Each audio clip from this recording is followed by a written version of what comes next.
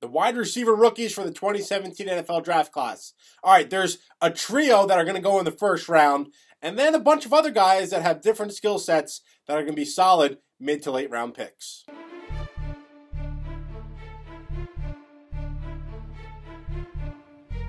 The last couple of seasons, we've seen 5, 6, 7 wide receivers go in the first round. I don't think that ends up happening this year. I think there's 3 that will go in the first round, and I'll get to them in a bit. But I think this year's class as a whole, maybe it's a second, third, mid to late round picks, is going to be a lot of upcoming promising talent that maybe is just a little bit raw right now, that they need to develop their skills for the professional level. So I'll go through 5 through 1. Number 5 it's a little bit of a tie here. We have Kupp out of Eastern Washington, Zen Jones out of East Carolina, and then Juju SmithSchuster out of USC. Those are kind of all in the mix for number 5 here. I'm cheating a little bit.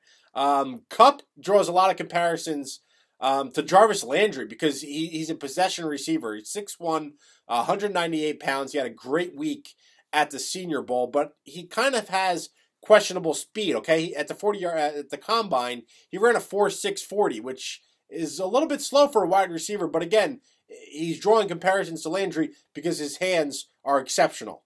Then you have a guy like Zen Jones out of East Carolina, not very elusive in the open field, but he has solid speed, good hands. He can separate from defenders, and he's a good route runner. So again, these guys will have different skill sets, and then we'll see them kind of develop more a bit in the NFL, on the NFL level. Juju SmithSchuster, 6'2", out of USC, ran a 4.5 40. He's strong hands, physical at the point of at the point of contact. Not high end in terms of his speed, but he could develop into a high volume pass receiver, someone like an Anquan Bolden, who has made a great career in the NFL. So now we go from those guys where, again, I treated, they were all ranked 5. Now we go to number 4, Curtis Samuel out of Ohio State. He gets a lot of comparisons to Percy Harvin, okay? He's 5'11", just shy under 200 pounds, speedy slot receiver, a bit like Brandon Cooks in terms of he can go the distance, but a little bit of a smaller frame. That's why I'm kind of comparing him to Percy Harvin. So he's speedy down the field. He's elusive in the open field. I don't know if he's anything more than just a slot receiver, though, in the NFL. Number 3, John Ross out of Washington.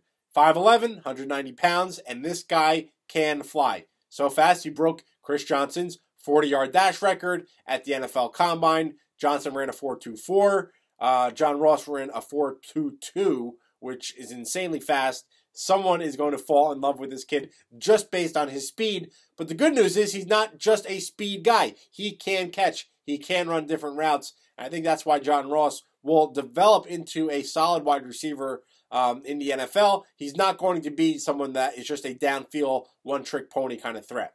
Number 2, I have Mike Williams from Clemson. This is probably the biggest receiver in this year's draft class, okay? He's 6'3", 215, size and speed combo, physical at the point of contact. He's not a blazing fast runner, more like Mike Evans in that regard.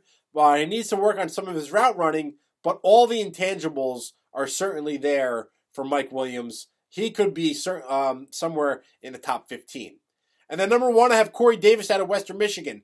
He didn't participate in the Combine. He's recovering from ankle surgery, but he's 6'3", 205, amazing ability to track the ball downfield, comes back to it at the point of contact, excellent jump ball technique, and he's a red zone threat. So again, Corey Davis is my number 1, Mike Williams 2, John Ross 3, Curtis Samuel 4, and then you got Juju Smith-Schuster, Zen Jones, and Kupp all in that number 5 spot for this year's wide receivers. For more of your fantasy football needs, head over to ffchamps.com and gppmaster.com.